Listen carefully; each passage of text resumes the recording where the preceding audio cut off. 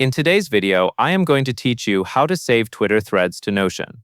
The simplest and most popular way to do this is by using a browser add-on called Save to Notion. This method is great because it pulls the content from a thread for you and sends it straight into a Notion database, so you can search it later, tag it, and keep your research organized.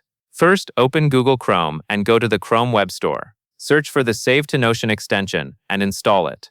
Once it is added, you should see the extension icon near the top right of your browser. If you do not see it right away, open the Extensions menu and pin it so it stays visible. That makes the next steps faster.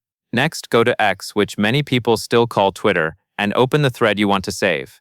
Make sure you are viewing the actual thread page, not just a single post on your timeline.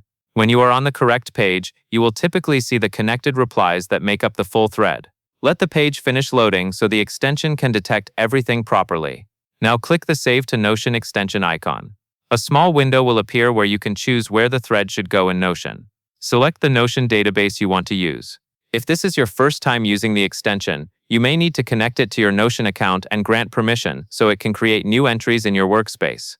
Keep your database choice consistent, especially if you plan to save many threads, because it makes your collection easier to filter and review later. Once you select your database, the extension will automatically recognize the thread and import it. Give it a moment to finish, especially for longer threads. After it completes, open Notion and check the database you selected. You should see a new item added for that thread, ready for you to rename, add notes, or apply tags. That covers everything you need to know.